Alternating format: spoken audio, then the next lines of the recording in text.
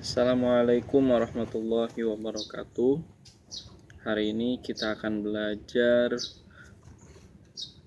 senang belajar agama Islam dan budi pekerti. Kita sama-sama buka bukunya ya. Coba kita sekarang buka halaman 2.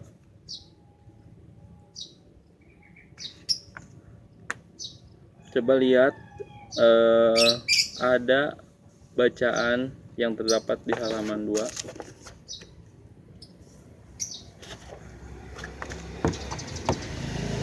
Perhatikan.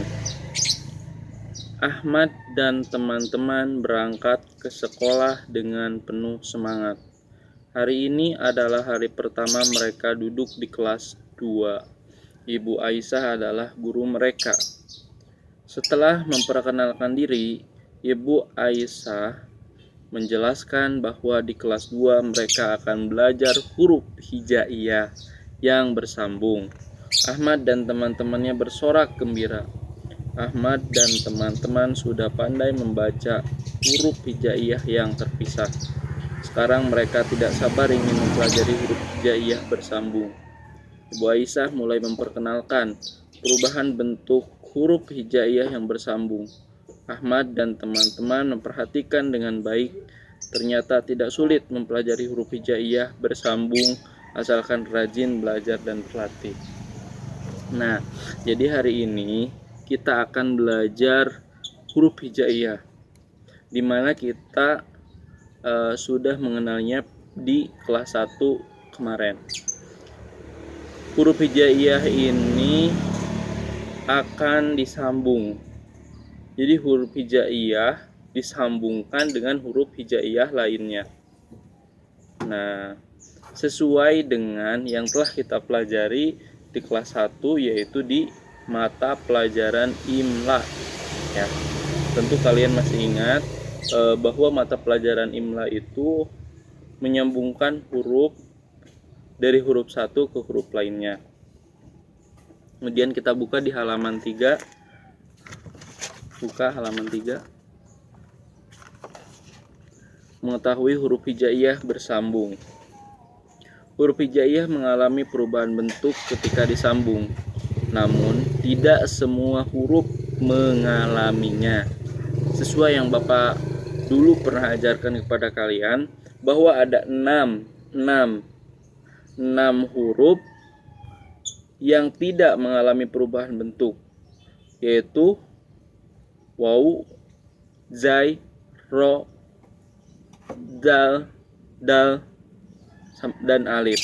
Kalau dulu Bapak memberikan penjelasan kepada kalian dengan alif, dal, zal, ro, zai, dan wawu hanya bisa disambungkan oleh huruf lain, tetapi tidak bisa menyambungkan huruf lain.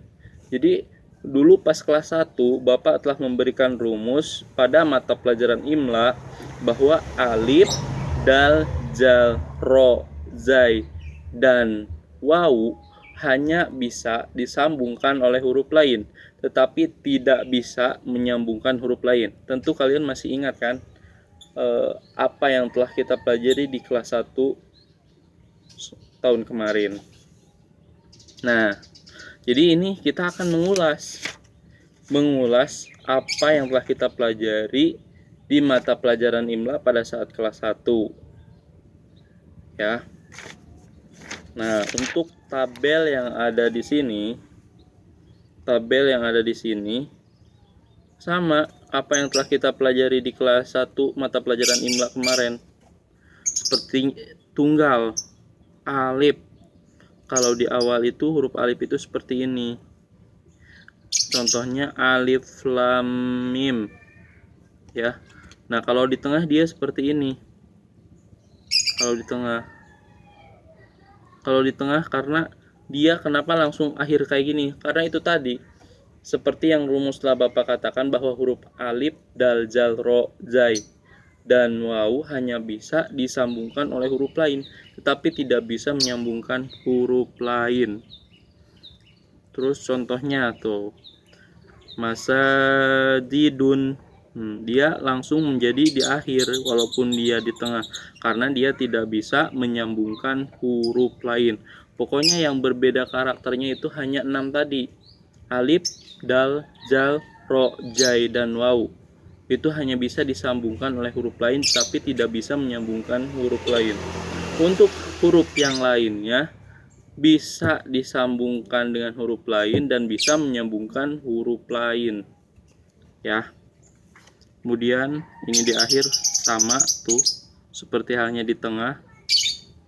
Dan contohnya kalau di akhir kullama, hampir sama dengan contoh di tengah, hanya saja dia alifnya di akhir, ya. Seperti itu ya. Dan seterusnya ini bisa dipelajari dengan ayah dan bunda, ya. Oke, kita lanjut di halaman 5. Melafalkan huruf hijaiyah bersambung, bagian B. 5 bagian B, buka. Tulisan Al-Quran merupakan rangkaian huruf hijaiyah yang bersambung. Nah, membaca Al-Quran harus dengan benar dan fasih sesuai makhraj dan harokatnya. Ingat, melafalkan dan menulis huruf hijaiyah dimulai dari kanan. Kamu harus banyak berlatih agar bacaanmu benar dan fasih. Bacalah lafal ayat-ayat berikut ini. Ibu atau bapak gurumu akan membacakannya terlebih dahulu. Kemudian ulangilah bacaan ibu atau bapak gurumu. Jangan lupa membaca ta'awudz dan basmalah terlebih dahulu. Nah, jadi kita akan belajar melafalkan huruf hijaiyah bersambung. Karena kenapa kita perlu belajar? Karena di dalam Al-Quran di dalam Al-Quran itu adalah rangkaian huruf hijaiyah yang bersambung. Jadi syarat kita bisa membaca Al-Quran harus bisa melafalkan huruf hijaiyah bersambung. Kita lihat di nomor pertama.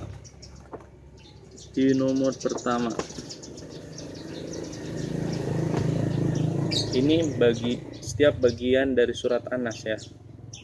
Bagian-bagian dari surat An-Nas maksudnya. Kita baca ta'awudz bareng. A'udzu billahi minasyaitonir rajim. Bismillahirrahmanirrahim. Lihat. Qul a'udzu birabbin nas. Nah, jadi dari apa yang tadi dibacakan itu merupakan contoh ayat yang ada dalam Al-Quran. Nah, bagaimana caranya kita bisa membaca Al-Quran? Caranya dengan cara kita bisa melafalkan huruf hijaiyah bersambung. Kalau terpisah, di sini kita bisa baca kul. Jadi perkata kul. A'udzu birabbi nas. Nah, jadi itu secara perkata. Kalau tadi yang dibacakan kul a'udzu birabbin nas, itu dalam satu ayat. Kalau yang tadi itu kul a'udzu birabbi nas, itu adalah perkata, ya.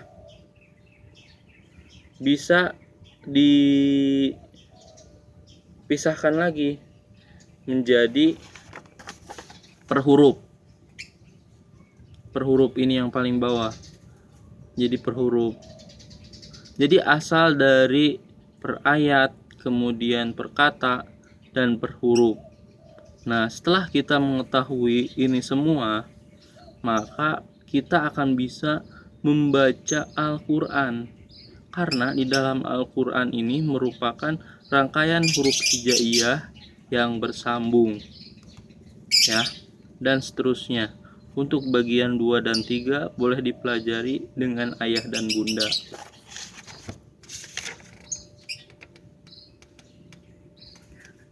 Oh, ternyata masih ada bagian seterusnya sampai dengan ayat terakhir surat An-Nas. Ya, itu bisa dipelajari dengan ayah dan bunda di rumah. Nah, setelah itu coba Bapak ingin tahu sejauh mana kalian mengingat apa yang kita pelajari di kelas 1 tentang menyambungkan huruf hijaiyah. Di sini ada tugas di halaman 7, yaitu rangkaikan huruf-huruf hijaiyah di bawah ini sehingga menjadi tulisan bersambung. Ini ya. Coba rangkaikan, tugasnya adalah rangkaikan huruf-huruf hijaiyah di bawah ini sehingga menjadi tulisan bersambung. Coba kalian kerjakan ya. Oke. Cukup sekian dari Bapak. Apabila ada yang ingin ditanyakan, silahkan tanyakan. Ihdinas siratal mustaqim. Allahumma fiqhil aqwamit thoriq. Wassalamualaikum warahmatullahi wabarakatuh.